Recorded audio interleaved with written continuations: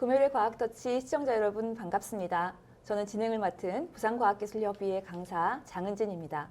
매번 새로운 주제로 소통하는 금요일의 과학터치를 통해 과학과 기술에 대한 호기심과 궁금증을 해결하는 시간 되시길 바랍니다. 실시간 채팅창 상단에 방명록 링크가 게시되어 있습니다. 매회 방명록을 받고 있으며 오늘도 방명록을 남겨주시는 분들 중 30분께 저희가 아이스크림 기프티콘을 보내드리는 이벤트도 함께 진행 중입니다. 그리고 일요일부터 꾸준히 한 번도 빠지지 않고 꾸준히 금요일 저녁 시간을 금요일의 과학터치와 함께 해주시는 분들께 저희가 선물을 보내드리려고 합니다. 당첨되신 분들은 다음 주 월요일 공리엔 사이트 www.goong.org 공리엔 사이트에서 확인하실 수 있습니다. 또한 11회부터 다시 시작되는 방명록 이벤트에 여러분의 많은 참여 바랍니다. 오늘은 본강연 10번째 시간입니다. 너무나 당연해서 미처 생각해보지 못했던 주제인 듯합니다. 과학은 당연한 것에 대한 호기심으로부터 시작하지 않나 싶습니다. 이 시간에는 우리의 눈은 어떻게 항상 코 위에 생길까라는 주제로 서울시립대학교 조익훈 교수님께서 강연해 주시겠습니다. 교수님 강연 도중 궁금한 점은 유튜브 채팅창에 질문 올려주시고요. 교수님 강연 후 질의응답 시간에 교수님께 여쭙도록 하겠습니다. 또한 질문에 채택되신 분들께도 저희가 선물을 보내드립니다. 여러분의 많은 참여 바랍니다. 그럼 지금부터 조익훈 교수님 모시고 강연 시작하도록 하겠습니다. 네, 안녕하세요. 이번 강연을 맡게 된 서울시립대에 있는 조익훈이라고 합니다. 제가 오늘 강연의 주제는 어떻게 우리가 항상 당연히 보는데 이렇게 눈이 코 위에 생기지 않잖아요. 보면은 근데 어떻게 항상 눈은 코 위에 생길까 하는 그런 주제로 말씀을 드리려고 합니다. 우선 제가 어떤 일을 하는가 간단히 먼저 소개를 하고요. 시작을 하도록 하겠습니다. 여기서 보면 우리 눈은 항상 코 위에 이렇게 생기는데 코가 이렇게 눈 위에 생기는 사람들은 거의 없지 않습니까? 근데 이게 어떻게 대부분의 사람들이 이런 식으로 안 생기고 이런 식으로 생기느냐 하는 얘기를 한번 해보도록 하겠습니다. 제가 있는 실험실은 서울시립대에 있고요. 그 세포 신호 전달 연구를 주로 하고 있는데요. 이 세포 신호 전달 연구를 통해서 암이 어떻게 생기냐, 우리가 그러고 암을 생기는 기전 같은 거를 알면은 그 다음에 우리가 할 수 있는 거는 암을 치료할 수 있는 방법도 생각할 수 있지 않겠습니까? 그런 의도로 암이 어떻게 생기냐, 아니면 요새 많은 분들이 어르신들이 걱정을 하고 있는 알츠하이머 치매가 어떻게 일어나는지 그런 거를 좀 연구하고 있습니다. 저희 실험실이 요 학생이 박사과정 학생인데 이 실험실 학생이 로고를 만들었는데 영어로는 셀룰라 시그널 트랜스덕션 레보레토리, 그거 약자인데 CSTL인데요. 여기 보시면 이게 뭐냐면 학생들이 앞에 있으면 물어보고 싶은데 학생들은 답은 할 수 있을 것 같은데 요게 이 아마딜로라는 겁니다. 저희가 이제 신호 전달을 하는 어떤 과정에서 어떤 유전자의 이름이 아마딜로라고 정해져 있습니다. 그래서 우리가 여기다 아마딜로를 학생이 그린 것 같고요. 그 다음에 여기 보면 여기는 뭐냐면 하마입니다. 하마는 왜 하마가 됐냐면 저희가 이제 주로 연구를 하는 유전자가 히포 신호 전달이라는 거거든요. 근데 초파리에서는 유전자의 이름을 우리가 어떻게 붙이냐? 그러면 돌연변이 형질에 따라서 유전자를 붙입니다. 그런데 그거는 뭐 자세한 걸 모르셔도 되는데 어쨌든 저희가 하마 시그널링을 연구해서 여기다 하마를 그린 거고요. 여기는 쥐를 갖고 연구를 많이 해서 쥐를 그린 것 같습니다. 예. 저희 실험실은 이렇게 생겼고요. 이런 실험실에 한 열 몇 명이 그냥 하루 종일 같이 연구를 합니다. 보면은 굉장히 비싼 장비도 있고 이런 장비는 실험실에 있기도 하지만 다른 방에 이렇게 해서 실제로 세포가 어떻게 살아가고 있는가 하는 것을 라이브로 볼 수 있는 그런 장비입니다.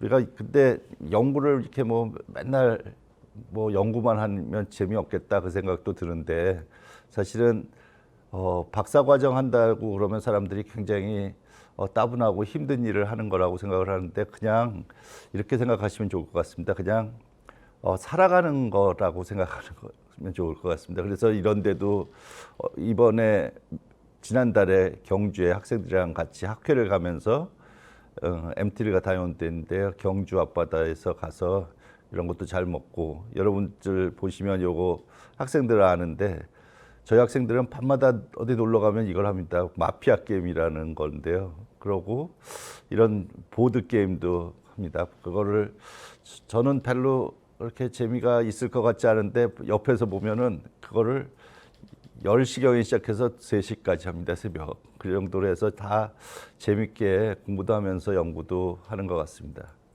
아니, 놀기도 하는 것 같습니다. 예. 제가 이 제목이 제가 이렇게 적거든요. 우리 눈은 어떻게 항상 코 위에 생길까? 이거는요, 사실 어떤 질문이랑 똑같은 질문이냐면 우리가 생물학이 종류가 여러 가지가 있는데 이 발생 생물학의 연구와 어떻게 보면은 연구의 핵심적인 질문입니다. 이게 왜 그러냐면 여기 있는 방청 들으시는 분들이 난자나 정자를 본 적이 없습니다. 사실은 이게 눈에도 보이지도 않고요. 근데 그 난자나 정자가 이렇게 수정을 해서 그게 엄마 뱃속에서 자란 다음에 아기로 나온 다음에 이렇게 큰 성체가 됩니다. 어른이 됩니다. 근데 생각해 보면 어떻게 이렇게 조그만 게 눈에 보이지도 않은 게 자라서 이 세포가 하나였거든요. 그런데 이렇게 보면 세포가 엄청난 많은 세포를 가진 사람으로 이렇게 발생을 하는가, 이렇게 그거에 대한 질문이 되겠습니다. 이렇게 보면 우리가 이런 사람을 갖고 연구를 못하니까 주로 어떤 걸 갖고 연구를 많이 하냐면요, 이 개구리, 그다음에 쥐 또는 초파리, 그다음에 여기는 지렁이 같이 생긴 건데요, 굉장히 조그만 예쁜 꼬마 선충이라는 그런 시엘레강스라는 동물인데요, 그런 걸 갖고 연구를 하는데요. 요거를 이제 그 개구리가 어떻게 수정을 하냐, 그거 사실 도시에 사는 학생들은 잘 보지를 못했을 텐데요. 개구리는 여기 암컷이 이렇게 배가 부르면 여기 수컷이 올라타서 배를 꾹 누르면서 그 정자를 뿌려줍니다. 난자가 그러면 이렇게 나오면서 정자가 수정이 체외 수정을 이렇죠. 몸 밖에서 수정이 일어납니다. 그래서 개구리 어디 이런 개울 같은 데 가면은 돌 밑에 보면 이렇게 알이 뭉태기로 있는데 요게 보면 각자가 하나하나가 올챙이가 되죠. 근데 보통 요거는 우리가 그림으로 이렇게 칠해 놓은 거지만 실제로는 이렇게 안 보이고요. 실제로는 그냥 이렇게 하나의 알은 이렇게 보입니다. 그런데 여기는 지금 우리가 그림을 한번 그려 놓은 거고요.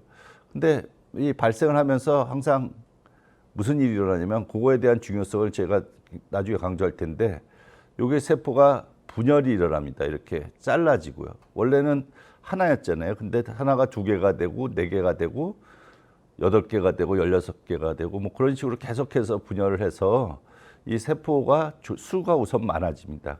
그런 다음에 이동을 하고 뭐 그래서 결과적으로 이런 올챙이가 되고 올챙이가 돼서 이제 개구리가 되는 거죠.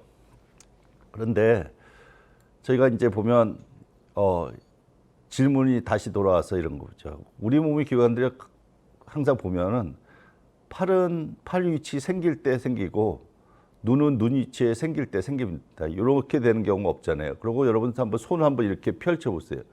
펼쳐 보면 이렇게 된단 말이에요. 대개의 경우는 이렇게. 근데 손을 아무리 뒤집어도 이렇게 이쪽 손이랑 이쪽 손이 같이 되는 법은 또 없잖아요.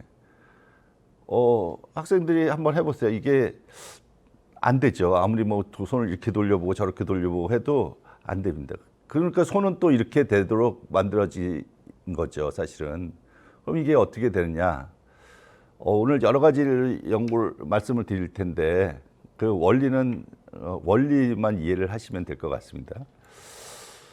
근데 이게 실제로 우리가 동물 모델에서 보면 실제로 이렇게 되는 게 아까 우리가 이런 식으로 코가 눈 위에 오는 경우, 그 다음에 손이 뭐 이렇게 뒤집히는 경우, 그런 경우가 실제로 일어납니다. 어떻게 하냐면 초파리에서 나타난 돌연변이 사례를 2개를 보여드릴 텐데요. 하나는 여기 보면 초파리인데 이게 파리죠. 조그만 파리예요. 근데 여기 날개가 원래 초파리 날개는 한 쌍입니다. 하나가 이렇게 있는 거예요. 그리고 여기 보면 조그만 뭐 여기 헐티얼스 그래서 여기 뭐냐면 평형 밸런스를 맞추는 그런 기구가 있거든요. 그런데 돌연변이가 일어나면 어떤 돌연변이 굉장히 특이한 돌연변이죠. 보면 날개가 두 쌍이 되는 이렇게 되는 기구. 원래 여기 평형을 이루는 그런 기관이 날개로 확 변해버린 거예요, 이게. 그리고 또 한 번 정말 무서운 그림인데요. 이거 보세요. 이게 초파리 눈이거든요, 여기가.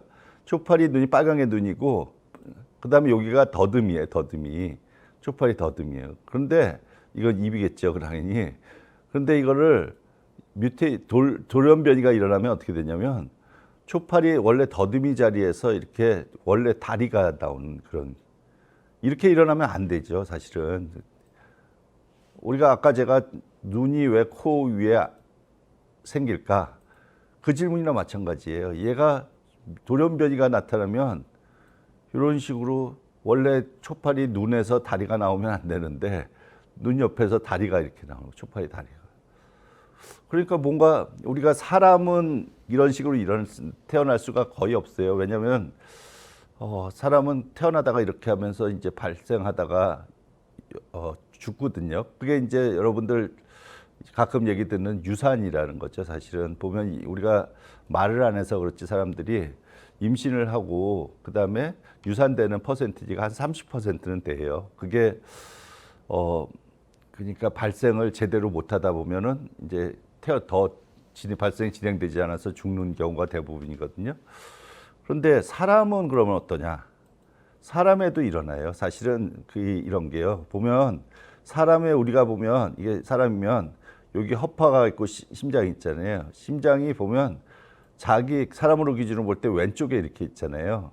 이 간이 오른쪽에 있고요. 여기 위가 왼쪽에 있고요. 그런데 이게 이렇게 바뀌는 경우가 있어요. 심장이 오른쪽으로 가고 간이 왼쪽으로 가는. 제가 왼쪽으로인지 여러분들 요거 하나 기억해 두세요. 생명과학을 할 때는 왼쪽 오른쪽을 생각할 때는 자기를 기준으로 해요. 이 사람을 기준으로 해서 보니까 요 사람을 기준으로 해서 보니까 여기가 왼쪽이 되는 거죠. 여러분들이 볼 때는 이게 오른쪽이지만 요거 왼쪽인 거죠. 그래서 어쨌든 이 장기가 왼쪽 오른쪽 이렇게 바뀌는 그런 질병도 있어요. 근데 이렇게 완전히 사람이 이렇게 전체가 다 바뀌면 사는데 지장이 없어요. 그런데 만약에 이게 부분적으로 바뀌면 굉장히 살 수가 없는 그런 상황이 되죠. 그래요. 이제부터 그런 돌연변이 때문에 사실 보면은 눈에 다리가 생기고 뭐 그런 현상이 일어나는 거거든요. 그럼 그걸 이해하기 위해서 우선 생명의 중심 원리, 여러분들이 들으실지도 모르지만 센트럴 도그마라는 걸 한번 말씀을 드릴게요. 뭐 사람이 있잖아요. 사람은 보면 굉장히 많은 종류의 세포로 구성이 돼 있어요. 그렇죠? 그러면 세포에서 보면 이게 세포라고 치면 이런 세포가 사람의 뭐 수도 없이 굉장히 많죠. 근데 세포에는 보면 핵이 있고요. 핵 주변에 이런 소기관들이 있어요. 근데 핵의 안에 뭐가 있냐면 염색체가 있고요. 염색체가 어떻게 되냐면 이게 풀어지면 이게 DNA를 만들죠. DNA.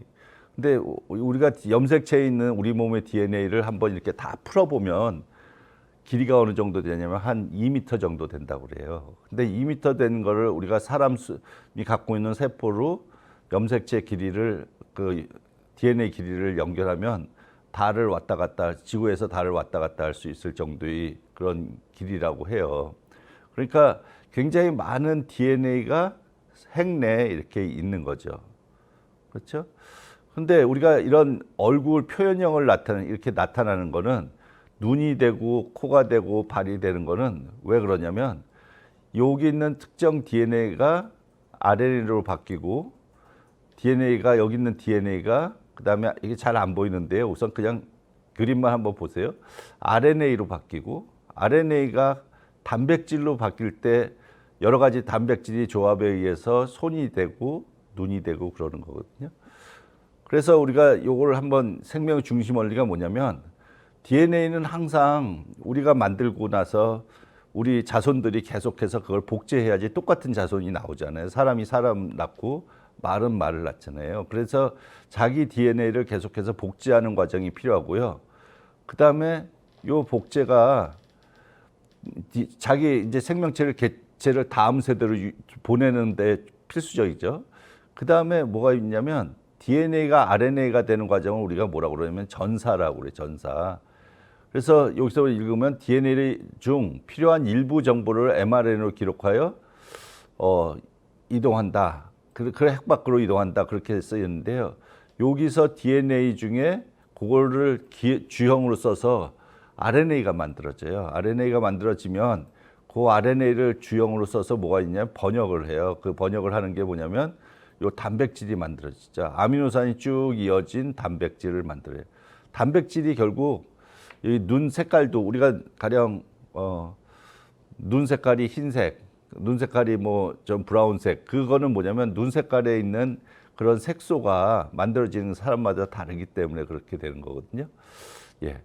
보면 제가 이제 요 아까 왜 이렇게 보면 세포는 수정을 한 다음에 뭐가 말씀드렸냐면 분열을 한다고 말씀드렸어요. 분열을 하는 게 왜 중요하냐? 한번 쉽게 설명을 한번 해볼게요.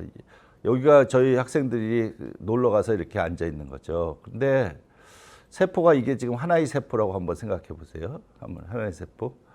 근데 이게 한번 분열을 딱 했어요. 그럼 4개의 세포가 되잖아요. 근데 4개의 세포인데 요 세포가 갖고 있는 세포는 이런 조건을, 이런 애들을 갖고 있고 여기는 사진 찍는 저밖에 없고 여기는 얘밖에 없고 그러면 이게 어떻게 해야 되냐면 결과적으로 4개의 세포가 된 서로 다른 4개의 세포가 만들어지는 거죠. 원래 처음에 여기 하나에 있을 때는 하나의 세포였는데 요게 쪼개지면서 다른 세포가 되는 거죠. 여러분들 이런 생각을 해야 돼요. 여러분들 세포는 수영장에 물이 담아져 있다고 생각한 그런 것만 안 돼요. 세포는 어떻게 되냐면 수영장은요. 거기서 누가 잉크를 한 방 터뜨리면 시간이 지나면 그게 다 퍼지잖아요. 근데 세포는 그게 아니에요. 세포는 이런 거나 비슷하다고 보면 돼요. 어떤 구석에는 얘가 있고 어떤 구석에는 얘가 있고 걔가 물처럼 다 퍼지는 그런 게 아니거든요. 그러면 이 세포가 이런 상태라고 치면 이렇게 한번 분열을 하면 4개의 서로 다른 세포가 돼요. 그죠? 그 다음에 또 한번 이렇게 16개가 되면 여기 세포랑 요 세포랑 다른 게 되고 여기 세포랑 요 세포는 또 다른 게 된단 말이에요. 그러면 어떻게 되냐? 요걸 한번 잘 생각해 보면 계속해서 된다고 생각하면 여기다 사람을 하나 그려놓고 보면 그럼 여기 위에 있는 이 4세포는 요 머리의 부분을 만들어 놓은 거고 여기 있는 거는 요쪽을 만들어 놓은 거고 여기는 배부터 여기 팔다리 그런 걸 만드는 거고 여기는 다리를 만드는 게 아니냐. 그렇게 생각을 하면 되는 거죠. 그러니까 처음에는 이렇게 하나의 세포였었는데 얘를 계속해서 분열을 해서 여러 가지 세포를 하면서 이렇게 보면 세포가 쪼개지면 얘가 서로 상호작용도 해가지고 결과적으로는 뭐냐? 얘는 여기를 만들고 얘는 여기를 만들고 그런 식으로 되는 거죠. 우리 몸이 여러 부위가 있잖아요. 근데 세포도 종류가 여러 가지가 있으니까 그 세포의 어떤 종류는 무슨 무슨 형태를 만들고 그런 식으로 이해를 하면 되잖아요. 그죠? 예. 그런데 여기서 이제 또 중요한 개념이 필요해요. 이해가 필요한 개념이 뭐냐면 여러분들 질문을 지금 상황이 아니지만 여기 눈에 있는 세포 DNA랑 여기에 손에 있는 DNA가 우리가 동일하거든요. 동일해요. 그 동일하다는 걸 우리가 어떻게 아냐? 동일하다는 거를 사실 그거 좀 이따 어떻게 증명을 했냐를 좀 이따는 얘기를 하는데 이런 거예요.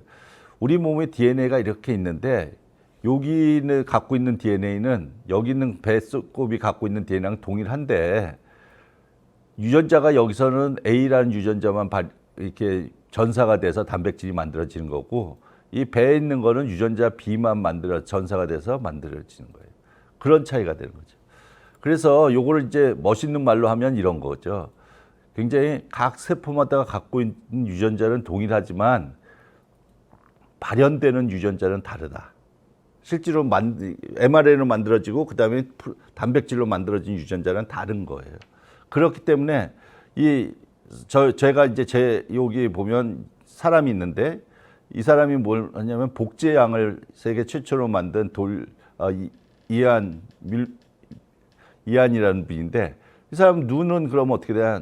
눈 특이적인 DNA가 RNA가 되고 단백질이 된 거고 손은 손 특이적인 RNA가 만들어지고 단백질이 만들어지는 거예요.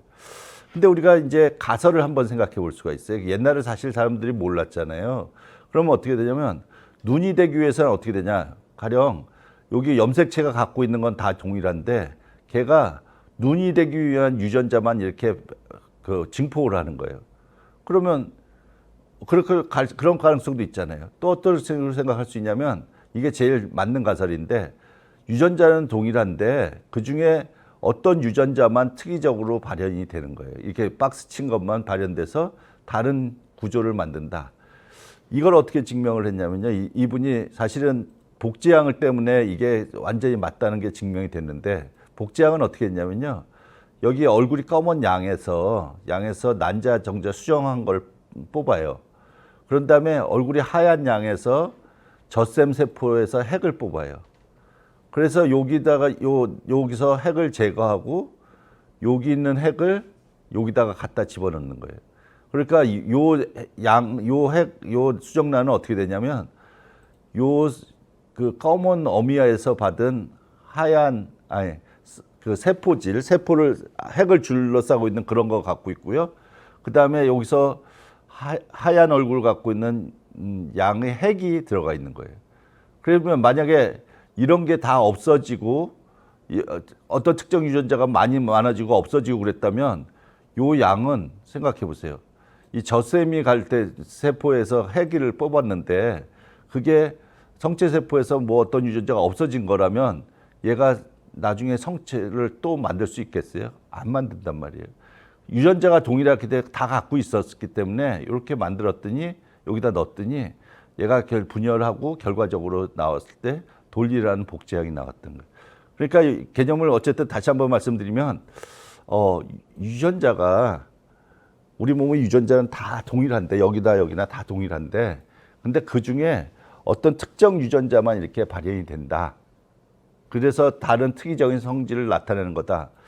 여러분한테 진짜 실제로 그런 거 보여드리면 이제 유전자가 이게 뭔지는 여러분들 잘 모르실 텐데 이게 이제 나중에 보면 우리 뇌를 형성하는 그런 관이에요. 관인데 보시면 여기 보면 여기 뉴런의 신경세포의 종류가 다 다르게 이렇게 쭉 나열이 돼 있어요. 이게 바뀌는 법이 없어요. 아까 제가 질문을 했잖아요. 눈이 코 위에 생기는 거 그거 바뀌는 법이 없잖아요. 이것도 마찬가지. 바뀌는 게 없는 게 보면 어떻게 되냐?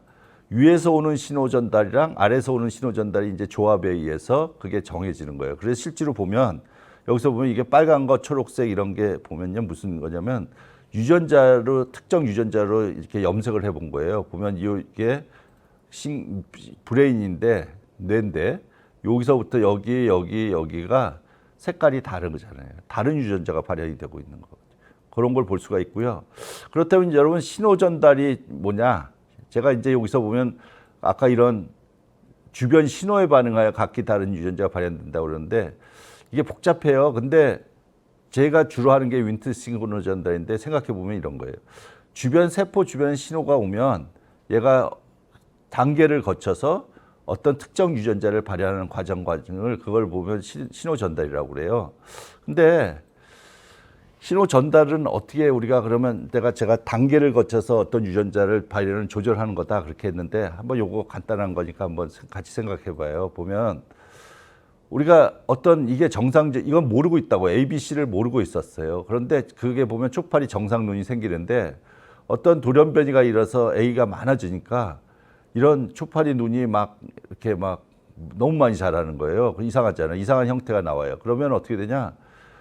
요거를 일단 발현을 많이 시킨 상태에서 B라는 걸 만약에 없애줘 봐요. 그러면은 요 순서대로 간다고 치면 얘가 많아져도 얘가 막아주니까 눈이 정상으로 생긴단 말이에요. 근데 여기서도 마찬가지로 그러면 우리가 생각할 수 있는 거는 A 다음에 B가 있겠구나라고 생각을 할 수 있는 거죠. 근데 A가 많아질 때 B로 있고 이번에 C라는 걸 없애주면 또 얘처럼 정상으로 생겨요. 그런데 여기서 보면 A를 많고 B 없애주고 그러면 이제 막힐 거 아니에요. 그런데 여기서 C를 또 많이 넣어주니까 또 이렇게 돼요.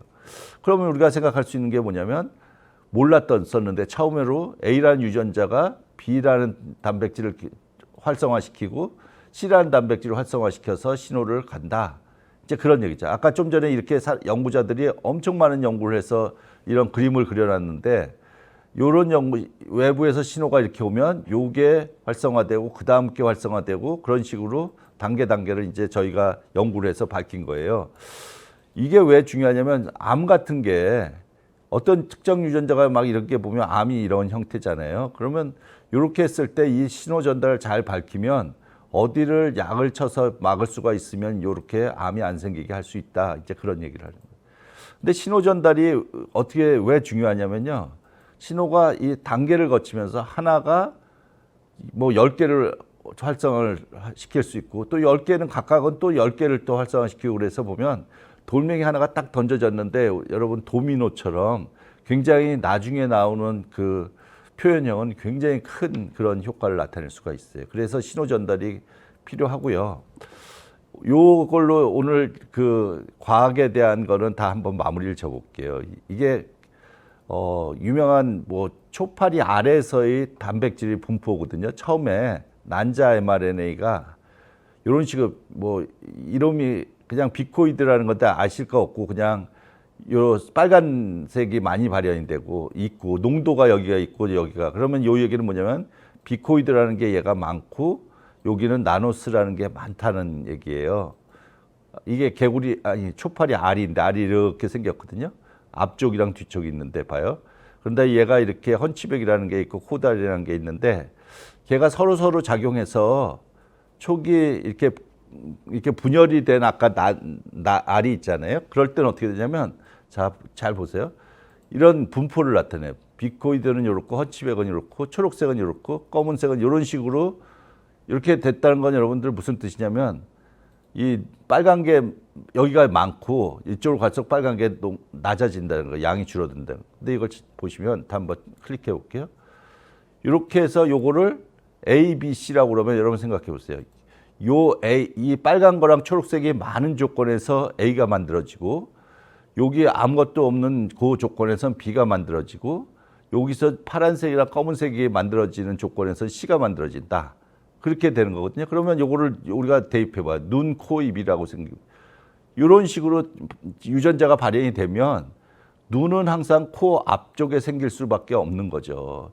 만약에 요게 앞으로 가지 않는 이 그림이 다시 거꾸로 해서 얘가 만약에 이쪽 부분이 이쪽으로 바뀌지 않는 이상 이거는 원래 요런 조건에서는 눈이 생겨야 되고 요거 두 개가 있는 조건에서는 코가 생겨야 되고 입이 생겨야 되기 때문에 요 순서가 있잖아요. 순서가 이렇게 만들어졌기 때문에 결과적으로는 눈이 코 위에 생기고 입이 코 밑에 생기게 되는 거죠. 근데 이게 실제로 그렇게 되는데 초파리에서 예를 들어서 보면 초파리가 이렇게 머리부터 꼬리까지 쭉 있거든요.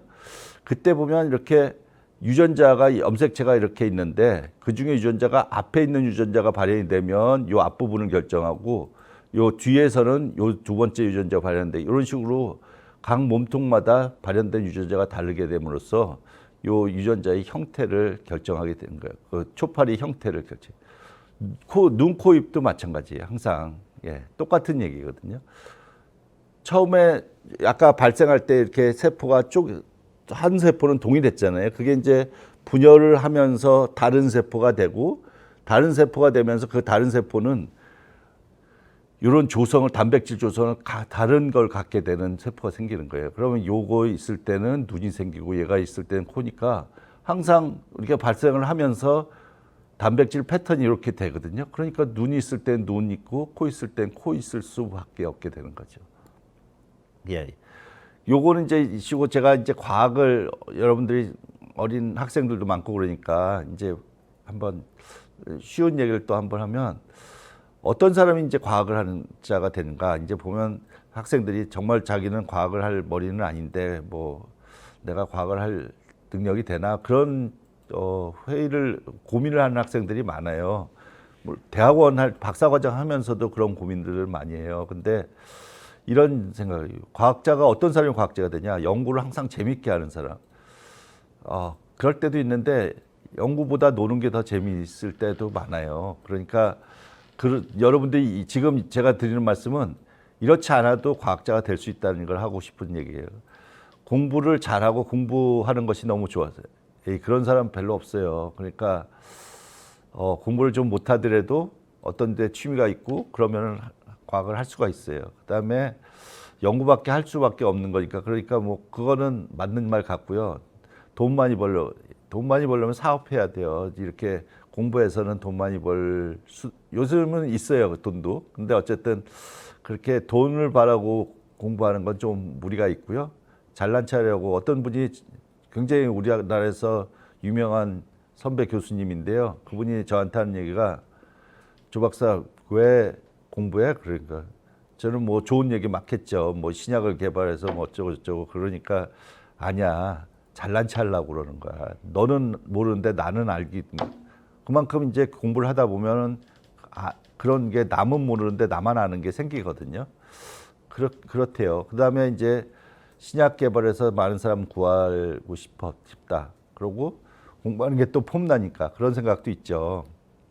그런데 저는 지금 방송 듣는 연세가 좀 있으신 분들은 이분이 누군지 알 거예요. 이분이 학생들은 잘 모르더라고요. 이연세라는 분인데 공포의 외인구단이라는 만화를 그린 분이에요. 그리고 우리나라 만화계에서 거의 대부분이죠. 근데 이분이 정말 이분 사례가 저는 항상 굉장히 공감이 가는데 이분이 만화를 동네에서 꽤 잘 그렸다는 거예요. 그래서 이제 어디 문화생으로 들어갔는데 자기가 정말 만화를 잘 그린다고 생각했는데 가보니까 자기는 아무것도 아닌 그런 것들. 선생님이 뭘 그려오라고 그러면 어떤 애는 맨날 놀다가 하루 전날 하는데 자기는 일주일 내내 고민하고 갔는데도 선생님이 너 뭐 했냐고 그렇게 야단이나 맞고 그랬다는 거예요. 그래서 이제 자기가 고민을 하다가 어떻게 이제 마음을 추스렸냐면 열심히 할 필요가 있다는 거죠. 매일 자기 전에 10장만 이런 표현을 그림을 그려보자 이제 그랬어요. 그러면 그게 1년 지나면 3,000장을 그리고 10년 지나니까 3만 장을 그린다는 거예요. 그러면은 3만 장을 그려보면 자기가 못 그릴 표정이 없다는 거예요. 그래서 이렇게 진짜 공포의 외인구단 같은 멋있는 만화를 만들었는데 이분이 하는 말씀이 그런 거예요. 천재들 우리 정말 많다 이거예요. 세상에 그런 천재들이 아주 많지는 않지만 있어요. 그런데 그 사람들이랑 신경 쓸 거 없어요. 같이 맞대결해서 쟤보다 내가 나아야 되는데 그런 생각하지 말라는 거예요. 천재 만나면 그냥 걔네들을 보내주라는 거죠. 천재랑 상대할 필요 없고 그러면서 결국 상처도 받지 않고 있다가 자기가 꾸준히 하다 보니까 자기가 옛날에 천재라고 생각했던 사람이 자기 뒤에 있다. 그런 걸 느꼈다는 거예요. 그래서 학생들도 굉장히 자기는 왜 이렇게 머리가 안 좋을까 그런 생각하지 말고 이 이연세 선생님처럼 정말 꾸준히 하루에 한 장씩이라도 저희가 하는 거에 저희는 뭐 하루에 한 편씩 논문이라도 보고 그러다 보면 실력이 쌓이는 거다라고 얘기를 할 수 있어요. 이분들도 제가 이제 과학을 어떻게 하는 건가에 대해서 좀 한 말씀만 더 드리고 이제 끝내려고 하는데 이분이 누구죠? 왓슨 크릭이죠. 노벨상을 받은 DNA 구조를 밝혔어요. 이분은 누구냐? 이분은 라이너스 폴링이라고 프로테인 구조를 밝혀서 노벨상을 화학상도 받고 나중에 평화상도 노벨상을 2개나 받은 분이에요. 근데 여러분들 이런 거예요. 과학을 할 때는 항상 그러니까 누가 선생님이 얘기를 하면 그대로 아까도 이제 아까 선생님이 말씀하실 때 너무 당연한 거 있잖아요. 너무 당연하고 그런 거를 너무 당연하게 받아들이면 안 돼요. 항상 좀 이렇게 거꾸로 생각하는 버릇을 좀 기울 필요가 있고 그다음에 권위에 있는 사람들이 얘기했다고 그래서 그 사람이 항상 진실은 아니에요. 이 사람들이요. 이 두 젊은 사람이 되게 어렸을 때거든요. 이 사람이 25 그 정도 될 때 이 라이너스 폴링이라는 이분은 노벨상을 받은 분이에요. 근데 이 사람은 생각을 어떻게 했냐면 DNA가 삼중나선이라는 그런 생각을 했어요. 삼중나선. 근데 얘네들은 하다 보니까 이 두 사람은 이중나선이 맞는 것 같아요. 그러면 여러분들 노벨상 받은 사람이 삼중나선이라는데 감히 이중나선이라고 주장할 수 있는 사람은 그렇게 많지 않거든요. 근데 과학을 할 때는 그런 자세가 필요해요. 그걸 완전히 입증이 되기 전까지는 그 사람이 얘기하는 걸 꼭 믿을 필요는 없다. 그렇게 생각을 하는 거예요. 이 사람이 왓슨이라는 사람이 나중에 노벨상을 받았거든요. 근데 왓슨이라는 사람이 또 노벨상 받고 나중에 여러분들한테 한 얘기가 이거예요. 보면 과학에서 성공하려면 어떻게 해야 되냐? 과학에서 성공하려면 머리만 똑똑해서는 안 되지 않고 이렇게 보면 아까 보면 지적 어떤 기존의 생각이 자신의 생각과 맞지 않을 때 그렇게 라이너스 폴링이라는 사람이 노벨상 받은 사람이 자기랑 다른 얘기를 하고 있는 거예요. 그럴 때 굴하지 않고 나아가려는 의지가 결합돼야 되는데 그래야 성공을 한대요. 그러면서 요령을 몇 가지를 했어요. 우리나라 사람들이 안 되는 게 이건데 승자로부터 배우기. 우리가 보면 사촌이 땅을 사면 배 아프잖아요. 근데 배 아프더라도 배울 거는 배워야 되는 거예요. 배울 거는. 그다음에 약간 모험인을 해야 돼요. 모 아니면 도가 되게 그런 남들이 다 하는 거 하면은 큰 거 먹을 수가 없어요. 큰 사이언스도 마찬가지인데 정말 좋은 사이언스는 남들이 안 하는 걸 해야 되거든요. 그다음에 요것도 굉장히 중요한데 왓슨이 학교를 잘릴 뻔했어요. 그런데 이 사람이 어떤 선생님이 굉장히 이 사람을 잘 봤어. 그래서 그 선생님이 이렇게 이끌어줘서 잘리지 않고 대학을 잘 졸업할 수 있었던 거. 그다음에 요거는 사이언스를 하면서는 재밌게 해야 돼요. 굳이 이게 뭐 내가 너무 힘들고 그러면 하실 필요는 없고요.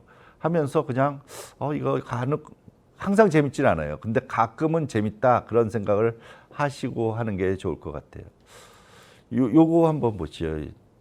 저는 뭐 여러분들이 여러 가지 과학을 할 수 있는데 그 중에 이제 제가 생물을 하니까 생물학에 대한 걸 말씀드리면 요 돈에 있는 분들이 굉장히 유명하신 분들이죠. 근데 요 분들이 언제까지 살았냐 보시면 70세 이황 선생님이 굉장히 오래 사셨어요. 나머지는 48세, 47세. 근데 우리가 이 신사임당이 단명 일찍 죽었다 그런 얘기를 우리가 들어본 적은 없어요. 그냥 47세가 그 당시는 그냥 정상적인 생명이었어요. 근데 지금은 어떻게 되냐? 뭐 저희 어머니도 지금 90인데 90이어도 정정하시거든요. 앞으로 그게 왜 그렇게 되냐면 이런 신약들이 많이 개발되고 이 치료 방법이 많이 개발이 돼서 그런 거거든요. 그래서 여러분도 생물학에 대해서 좀 관심 갖고 해주시면 좋을 것 같고요. 생물학을 안 하더라도 아까 제가 연구를 하는 거 폼나잖아 그런 얘기 했잖아요. 보면 이 노벨상이라는 걸 마지막으로 한번 보여드리기. 이 노벨상이 보면 어떤 사람을 이 노벨이 얘기를 했냐면 인류에 영향을 주는 좋은 선한 영향력을 주는 그런 사람들을 위해서 상을 주라 그런 거였거든요. 그래서 여러분들이 하는 연구가 정말 진짜 폼난 연구해서 진짜 많은 우리나라 사람들 옆에 있는 사람들 친구뿐만 아니라 전 세계에 있는 사람들에게 영향력을 주고 도움을 줄 수 있으면 좋지 않겠어요? 어쨌든 제가 두서없이 얘기를 한 것 같은데 들어주셔서 감사하고요. 뭐 나중에 혹시 이거 궁금한 일 있으면 연락처를 저한테 직접 하셔도 되니까 나중에 시간 끝나고 EJ70입니다. @uos.ac.kr로 하시면 제가 바로 답장을 드리도록 하겠습니다. 감사합니다. 여기까지 하겠습니다. 네, 교수님 좋은 강연 너무나 감사합니다. 많은 질문들이 들어왔어요. 그래요? 네, 많은 질문들이 들어왔고 또 교수님 사진을 보면서 또 재밌는 이야기도 한 분이 올려주셨어요. 나누고 싶어서. 네. 왜 우리 교수님들 보통 이렇게 뭐 정형외과 의사 선생님들이나 뭐 하시면은 치킨을 먹다가 뼈를 보면은 이는 어느 부위고 뼈를 발골하시면서 이렇게 맞추시면서 치킨을 드신다는 얘기를 들었어요. 도원 왕님께서 교수님 그 연구실의 박사님들은 아까 해양생물 드시면서 이건 세포가 어쩌고 저거는 물질이 어쩌고 막 이러시면서 드실 것 같다고 혹시 그러십니까, 교수님? 그렇지는 않고요. 근데 네. 그런 뭐 버릇은 좀 있죠. 뭐 이거 보면서 뭐 어떻게 이거를 얘가 어떻게 이렇게 이런 형태를 갖췄을까? 그런데 아까도 말씀드렸지만 연구할 때는 굉장히 아주 그냥 열과 성의를 다해서 연구하고요. 놀 때는 정말 잘 놉니다. 그래서 사실 저희 학생들이 보면 뭐 저랑 같이 놀러 갈 때도 있지만 제가 이제 토요일 같은 때 보면 이 친구들이 이렇게 몇 명이 팀 짜서 어디 여행도 가고 그런 거 많습니다. 그래서 여러분들 너무 사이언스 하면 너무 공부만 해야 된다고 생각하시지 마시고요. 정말 사는 겁니다. 그렇게 뭐 다른 사람들과 크게 다르지 않게 살 수 있습니다. 살면 됩니다. 네, 이제 강연과 관련된 질문 드리겠습니다. 혜원 장님께서 질문 주셨는데요. 돌연변이는 DNA 염기서열 때문인 줄 알았는데 세포 신호 때문인 건가요? 라고 이렇게 이해하시면 되는지 여쭙습니다. 아주 좋은 질문인데요. 예, 물론 돌연변이가 DNA의 변형 때문에 생기는 게 많습니다. 그게 어떻게 보면 대부분이고요. 근데 신호 전달도 어떻게 보면 DNA가 변형이 되면 생각해 보세요. DNA가 변형이 되면 결국 단백질이 다른 게 나오잖아요. 그러면 우리 몸에 옛날에는 있잖아요. 이런 게 암이 왜 생기냐? 암이 왜 생기는 거 보면 이렇게 막 탄 거 많이 먹으면 유전자가 망가져서 암이 생긴다. 이제 그런 식으로 생각을 했었는데 사실은 어떻게 보면 그런 거 탄 거 먹으면 유전자가 망가져서 어떤 유전자를 가령 이런 거예요. 유전자 망가지는 거 말고더라도요. 보면은 이렇게 보면 우리 몸에 어떤 암을 일으키는 유전자가 있어요. 그게 사실은 보면 세포 분열이나 그런 거에 굉장히 중요한 역할을 하는데 거기 옆에 요 유전자 옆에 바이러스가 이렇게 껴들어가는 거예요. 그래서 바이러스가 요 유전자를 많이 발현을 시키는 거예요. 그럼 어떻게 되냐? 암 유전자가 우리 몸에서 많이 발현이 되는 거예요. 그러면 암이 되는 거죠. 그리고 어떨 때는 우리 몸에서는 암을 억제하는 그런 유전자도 많이 있어요. 근데 그 유전자가 망가지면 단백질이 안 만들어지니까 이 억제하는 유전자가 없어지니까 암이 굉장히 많이 생기고 그런 경우도 많죠. 그래서 답을 다시 정리해서 말씀드리면 DNA에 돌연변이가 있는 건 그건 맞는데 그 돌연변이로 인해서 신호 전달에 이상이 생기는 그런 경우도 많다. 그렇게 말씀드리고 싶습니다. 네. 좋은 답이 되셨을 것 같습니다. 정은은지님께서 질문을 두 가지 주셨는데 일단 먼저 첫 번째 질문은 DNA 유전자를 재배열해서 원하는 장기도 만들 수 있습니까? 하고 여쭈셨습니다. 예. 그 재배열 그건 정말 어려운지 이제 보면 사람들이 많이 하는 것 중에 하나가 우선 요새 이런 거죠. 혹시 들어보셨는지 제가 설명은 못 하겠지만 우선 그거 먼저 더 질문에 대한 답 먼저 하면 근데 그게 어렵습니다. 그래서 보면 우리가 박테리아 있잖아요. 박테리아가 조그맣잖아요. 굉장히 우리 세포보다 훨씬 작거든요. 그건 핵도 없고 그런데 박테리아를 한번 만들어 보고자 DNA를 편집해 가지고 그런 시도가 엄청 많이 되고 있습니다. 그거는 어떻게 보면 생명체를 하나 만들자는 그런 거거든요. 그러니까 그러면 굉장히 학문적으로 뛰어난 저널에도 날 수 있고 그래서 좋아하죠. 그런 게 이제 시도가 되고 있고요. 또 하나는 뭐냐면 우리가 조직을 만든 거 가령 우리가 대장이 이렇게 구멍이 났어요. 구멍이 났습니다. 그럼 대장을 어떻게 메꿔주냐면 요새 말하는 오가노이드라는 게 있어요. 그러면 오가노이드는 뭐냐면 우리 몸에서 줄기세포를 뽑아가지고 그걸 이렇게 제대로 잘 하면 기관을 만들어요. 그 조직을. 그럼 그 조직을 우리 뱃속에다 이렇게 넣어주면 위가 빵꾸 나는 그런 장이 빵꾸 나는 그런데 이렇게 딱 채워서 장이 빵꾸 안 나게 할 수도 있고 그런 식으로 연구를 굉장히 많이 합니다. 예. 그래서 그게 오가노이드라는 게 정말 굉장히 우리가 장기를 이식을 받잖아요.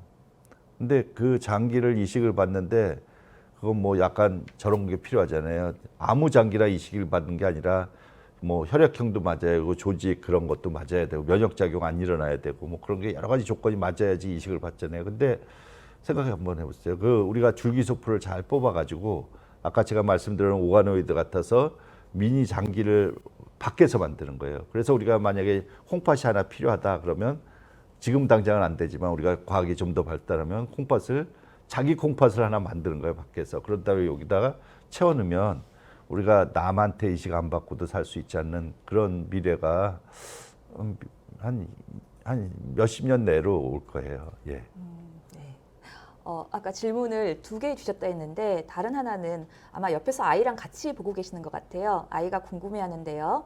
유전자 실험을 하고 세포 관련 연구를 하려면 어떻게 진학을 해야 되는지 궁금해하셨습니다. 학과 같은 거 소개해 주시면 좋을 것 같아요. 대개 보면 요즘은 옛날엔 그냥 생물학과 그랬는데 사실은 그러면은 많은 학생들이 또 안 오고 그러니까 생물학은 여러 가지가 있지만 요새는 생명과학과 또는 바이오 메디칼 학과. 근데 사실 이렇게 오늘 말씀드린 것도 보면 결과적으로는 옛날에는 그것도 중요하지, 지금도 중요하지만 막 나뭇잎 따다가 이게 어떻게 유형 관계가 있고 딴 거랑 어떤 관련성이 어떤 게 있는가 막 그런 연구를 하는 게 중요한데요.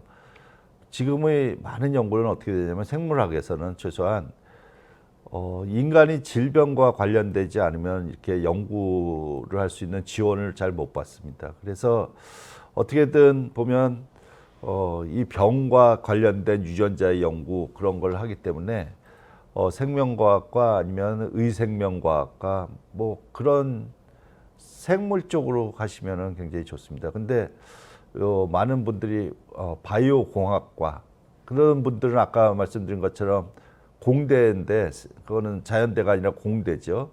공대인데 밖에서 우리 미니 장기를 만들어서 이렇게 세포 몸속에 넣으려는 그런 시도를 하는 게 있죠. 그러니까 다시 말씀드리면 바이오 쪽 들어간 쪽으로 하시면 됩니다.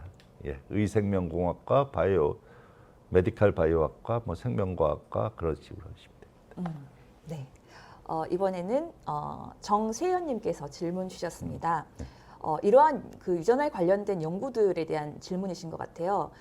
동물 실험에만 적용되는 게 맞는지 또 인간에게 지금 적용되는 그런 연구는 있는지 궁금해하셨습니다.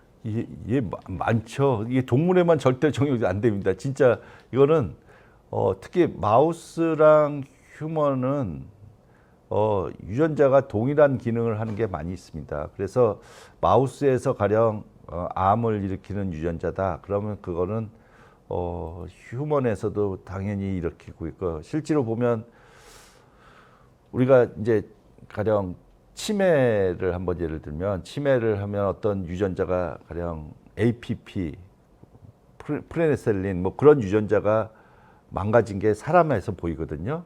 그러면 사람에서 그 유전자를 쥐에서 그 유전자를 망가뜨리면 어떻게 되냐? 치매랑 비슷한 증상이 나타납니다. 쥐가 치매 걸린 증상이 나타나는 거예요. 그러면 이제 우리가 그 연구를 동물 모델을 가서 사람을 치료할 수 있는 약을 개발하려고 노력을 많이 하고요. 아까도 말씀드렸지만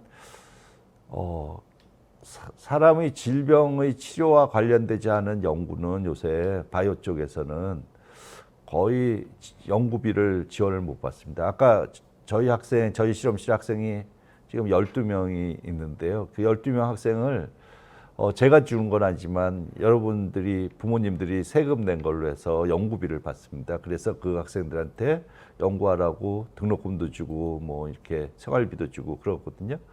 그래서 그렇게 하려면 최소한 동물 모델을 사용해서 그 동물이 실제로 사람에게 어떻게 영향을 줄 건가 그런 그런 연구를 많이 해야 됩니다. 예, 요즘 상황이 그렇습니다. 네, 이번에는 수나미 투 린스님? 네.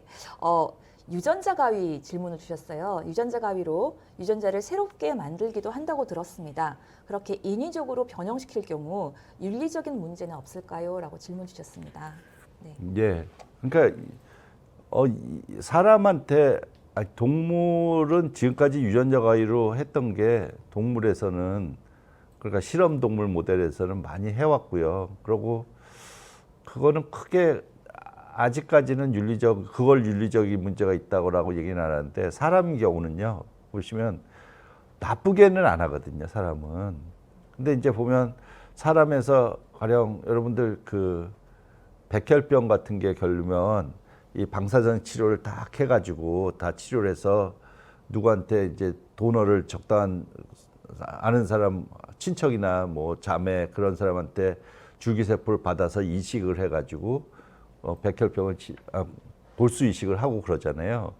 근데 그거를 우리가 보면 어떤 유전자가 망가져서 그런 거다 그러면은 유전자 가위를 이용해서 그 유전자를 고쳐요. 고쳐서 그 줄기세포를 다시 만들어서 다시 집어넣는 거죠. 그러면 이제 사람이 아까 뭐 백혈병을 걸렸던 사람이 치유도 될 수 있고 뭐 그런 식으로 지금 굉장히 많은 연구를 그래서 재작년에 노벨상을 받았잖아요. 유전자 편집으로요. 그래서 그걸 잘 이용해서 질병을 치료하려는 문제가 있으니까 그런 연구를 많이 해요. 그런데 그게 윤리적으로 그건 인간을 더 이롭게 하는 거니까 윤리적으로 그렇게 문제가 있지는 않죠. 그게 만약에 그렇게 조절해서 기형 발생을 유도한다. 그걸 한번 테스트해 보자. 그러면 절대로 허가를 안 해주죠. 그런데 어떤 기형 발생이 일어난다. 그런데 그 기형 발생을 저는 옛날에 미국에 있을 때 그런 친구가 있었어요. 어떤 유전자가 돌연변이가 됐는데 그 유전자가 돌연변이가 되면 한 20살쯤 되면 심근경색으로 죽게 돼 있는 그런 유전병이었어요. 근데 걔 동생 형이 죽었고 그다음에 그 동생이 있었는데 걔도 그런 유전자를 갖고 있었던 거예요. 그래서 걔도 제가 미국에서 오기 전까지는 살아 있었는데 항상 걔는 조만간 자기가 죽을 걸 아는 거죠. 그래서 굉장히 마음이 그랬었는데요. 그 유전자를 어떻게 보면 우리가 유전자 편집을 이용해서 치료를 할 수 있으면 그거 쉽지는 않겠죠. 그런데 그러면은 굉장히 아까 노벨상이 그런 사람들한테 주어지겠죠. 인류를 위해서 큰 역할을 한 사람들한테. 예. 교수님 말씀 듣다 보니까 그 이야기도 생각나네요. 그 미국의 유명 여배우 의 가족이 그 유방암에 네, 그게 있어서. 근데 저희가 이제 그 브라카2라는 그런 유전자인데요. 그런 유전자가 이제 너무 많아지면 이제 돌연변이가 일어나면 유방암이 일어날 수밖에 없고 그런 걸 저희가 이제 많은 사람들이 밝혔거든요. 그러니까 이제 그런 걱정이 있으니까 먼저 유방을 이렇게 제거했다는 뭐 그런 얘기도 하고 뭐 그런. 네. 이번에는 도원왕님 질문 주셨습니다. 교수님, 어제 뉴스에 정자 난자 없이 쥐 인공배아 만들었다는 뉴스를 보았다고 합니다. 그럼 이런 경우는 DNA 복제를 통해서 그냥 동일한 개체를 하나 더 만든 것인가요? 라고 질문 주셨습니다. 제가 진짜 너무 어려운 질문인데 저도 그냥 그 내용은 잘 모르고요. 다시 한번 질문을 좀 해주실래? 제가 네. 정자 난자 없이 쥐 인공 배아를 만들었다는 뉴스 속에서 이런 경우 DNA 복제를 통해서 그냥 동일한 객체를 하나 더 만든 것인가요? 아니요. 그렇지 않았어요. 그게 어떻게 됐냐면 원래 굉장히 좋은 질문이죠. 그게 난자 정자가 해서 개체가 만들어지는데 DNA를 넣어서 복제를 해서 그런 건 아니고요. 그게 소위 말하는 오가노이드를 이용한 거죠. 아까 그 난자 정자 안 하고 그러니까 아주 초기 상태의 그 세포가 있잖아요. 세포가 난자 정자가 수정이 됐어요. 그때 수정이 된 제가 정확히 뭐 저도 그 논문을 지금 아직까지 보면 어제 나온 거라서 잘 못 봤는데 오가노이드를 만드는 거죠. 그러니까 우리가 아까 오가노이드를 이용해서 어떤 심장도 만들고 그 신장도 만들고 방광도 만들고 그런 식으로 많이 하거든요, 요새. 근데 브레인도 좀 어떤 식으로 만들고 아직 초기 단계지만 그걸 갖고 오가노이드를 잘 이용해서 배아를 만든 거거든요, 사실. 그게 뭐 개체까지는 간 건 아니고 그래서 배아 단계까지 이렇게 만들어졌다는 거서 제가 뭐 우선 틀렸다 그 DNA를 복제해서 그렇게 만든 건 아닌데요. 제가 그거에 대해서 뭐 정확하게 지식은 지금 없습니다. 근데 오가노이드를 사용했다는 건 맞습니다. 네, 그러면은 이제 마지막 질문 드리겠습니다. 매일 기쁨으로님 질문 주셨는데요. 교수님은 현재 하시는 연구는 세포 신호 전달 연구를 통해 암이나 알츠하이머 치매가 왜 일어나는지 연구 중이시라고 하셨는데 어떤 동물을 가지고 어떻게 진행을 하는지 예를 들어서 이렇게 뭐 암을 유발시킬 때는 어떠한 방법으로 유발을 시키고 또 치료는 어떠한 방법으로 이렇게 연구를 하시는지 궁금해하셨습니다. 예. 네. 근데 저는 그 많은 쥐를 뭐 암을 유발시키고 그러지는 않고요. 저는 신호 전달을 하기 때문에 우선 이렇게 지금 아까 여기서 그림을 보면 막 그림이 선이 많이 그려져 있는 거 있었잖아요. 그렇게 복잡한 뭐 원 안에 그 단백질이 어떻게 그 다음 단백질을 조절하고 그래서 이제 세포가 많이 자라는가 그런 걸 봅니다. 그래서 주로 하는 거는 세포 갖고 실험을 많이 합니다. 그러니까 세포가 원래는 이렇게 자라게 되면 이렇게 자라서 이렇게 붙으면은 더 이상 안 자라야 되는데 얘가 계속해서 막 자라서 암 같은 게 덩어리 같이 생기거든요.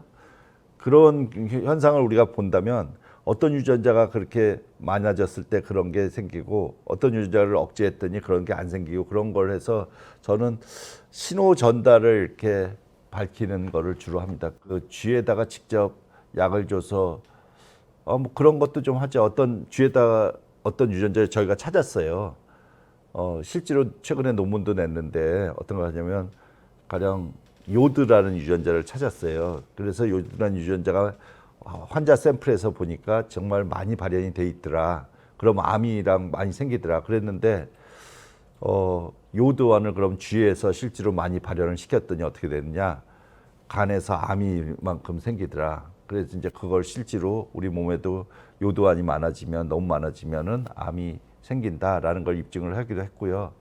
제가 이제 치매는 어떤 걸 하고 싶냐면 지금도 그런 과제도 하고 있고 그런데요. 치매는 사실 아직 약이 없지 않습니까? 그리고 지금까지 정설로 생각된 게 그거를 기준으로 하는 약이 안 만들어졌거든요. 그래서 치매가 그거 말고도 다른 원인으로 생길 수 있지 않을까 해서 저희가 이제 생각하는 거는 여기서 설명이 어렵지만 우선 각인 조절 이상이라는 그런 현상을 찾았어요. 그래서 그 노화가 되면서 그 각인 유전자 조절 이상이 잘못되면 치매가 빨리 생기거나 아니면 치매가 가속화되는 게 아닌가 하는 그런 가설을 갖고 지금 연구를 하고 있습니다. 근데 치매는요. 요인이 하나라고 보지는 않습니다. 이 암도 마찬가지지만 암도 굉장히 요인이 다양하지만 치매는 또 옛날에는 아밀로이드 베타 타우 뭐 그런 식으로 두 가지를 집중해서 생각을 했는데 그거 말고도 굉장히 많은 다른 요인에 의해서 치매가 될 수 있다고 생각을 합니다. 예. 네. 감사합니다, 교수님. 저희 많은 질문 드렸는데 교수님 다 이렇게 명쾌하게 대답을 해주셔가지고 저희의 궁금증이 많이 해소됐던 것 같습니다. 저희 오늘 질문 많이 올려주셨는데 혹시 본인의 궁금증이 해결이 안 되셨으면 아까 교수님 PPT 자료실 맨 끝에 이메일 나와 있었죠. 그쪽으로 연락 주시면 이메일 드리면 교수님께서 답변 주실 것 예, 같습니다. 한번 놀러 오셔도 됩니다. 들으셨죠? 네. 이제 당첨자 말씀드리도록 하겠습니다. 저희 오늘 도원왕님, 정은은지님, 세연정님, 수나미2 린스님, 매일 기쁨으로님 당첨되셨고요. 아래 하단에 나가는 하이드로지니 포브스트 ORG로 연락처 주시면 저희가 선물을 보내드리도록 하겠습니다. 자, 이제 저희 여기서 끝인사 드립니다. 오늘 유익한 강연 들려주신 조익훈 교수님께 진심으로 감사드리고요. 지금까지 신청해주신 여러분도 너무나 감사드립니다. 저희 이제 11회차 강연, 방명록 이벤트 다시 시작되는 거 아시죠? 11회차 강연은 2주 후에 있습니다. 2주 후 8월 19일 금요일 6시 30분에 저희는 다시 찾아뵙도록 하겠습니다. 감사합니다. 편안한 밤 되십시오. 안녕히 계십시오.